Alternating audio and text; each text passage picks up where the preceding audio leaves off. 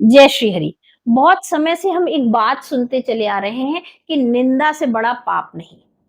ये बात सुनने में तो अच्छी लगती है, पर इसका कितना गहरा प्रभाव हमारे वास्तविक जीवन पे है, शायद ये हम नहीं समझ पाते, क्योंकि हम बड़ी जटिलता से इसको समझना चाहते हैं, जबकि निंदा से बड़ा पाप नहीं है।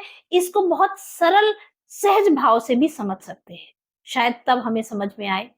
जब हम किसी की निंदा करते हैं, किसी के दोष का चिंतन करते हैं, तो उस व्यक्ति पर तो एक बूंद भी कोई प्रभाव नहीं पड़ता। वो आपसे दूर हो, आपसे पास हो, आप उसके द्वेष का, आप उसके अवगुण का चिंतन कर रहे हैं, बातें कर रहे हैं। शायद कुछ लोग जो है आनंद भी उठाते हैं दूसरे की क्रिटिसिज्म को लेकर, उनको क्रिटिसाइज़ कर कर।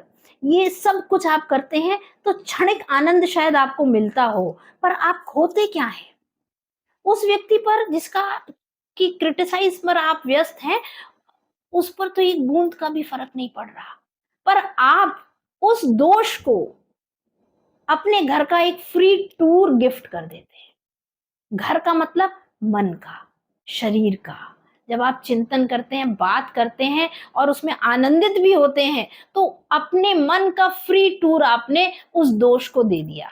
अब मन में क्या है? मन में इतनी इंद्रियां विराजमान है, आंख है, स्वाद है, कान है।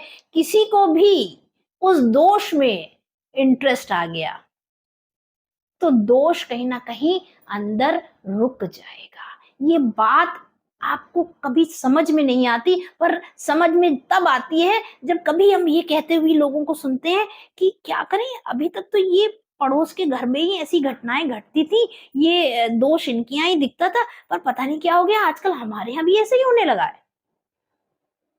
ये आप अक्सर कहते सुनेंगे लोगों को कि अभी तो बगल में ही होता था, हमने तो नहीं सोचा था कि कभी हमारे जीवन में, हमारे यहाँ भी यही घटना घट जाएगी, होगी। आप दोष चिंतन कर रहे हैं। आप अपने घर में, अपने मन में उस दोष को एक फ्री टूर ऑफर कर रहे हैं। वो आराम से आपके मनोभाव में घूम रहा है और कहीं ना कहीं अपनी जगह वो बना ही लेगा। आज आप में नहीं, शायद आपके बच्चों में वो दोष आपको दिखने लगेगा। इसलिए चिंतन दोष का अपना हो या दूसरे का, चिंतन नहीं करना चाहिए। हाँ, उसको सॉल्व करने का प्रयास कर रहे हैं आप, वो बहुत अच्छी बात है। उसका मजाक नहीं बनाना चाहिए, उस दोष में आनंद नहीं ढूंढना चाहिए। ये सबसे बड़ा पाप है। और शायद जो है, जीव मात्र को नुकसान पहुंचाने वाली हर चीज हमारे शास्त्र में महापाप के रूप में इंगित है कि हम कुछ भयभीत हो इससे, इस काम को ना करें, क्योंकि इसको, इस निंदा को करने से हम दूसरे का कुछ भी नुकसान या फायदा नहीं कर रहे, सिर्फ और सिर्फ अपना नुकसान कर रहे हैं। तो इस फ्री टूर से बचिए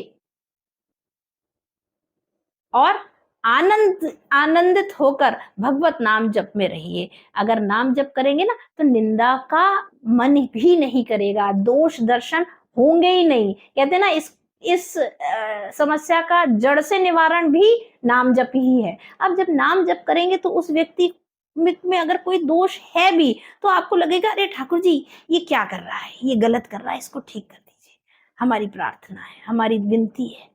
ये भाव आएगा। आप दोष दर्शन में आनंद नहीं अनुभूति करेंगे। और आनंद जहां, और आनंद लेते समय आप समय भी अपना उसको देते हैं, और जिस चीज को आपने समय दिया है वो आपकी हो गई। आप अपने दुख को समय दीजिए, दुख आपका हो जाएगा। आप अपने सुख को, आनंद को भगवान की शरणागति के साथ जोड़कर आनंदित होइए, भगवान आपके हो जाएंगे, वो सुख आपका हो जाएगा।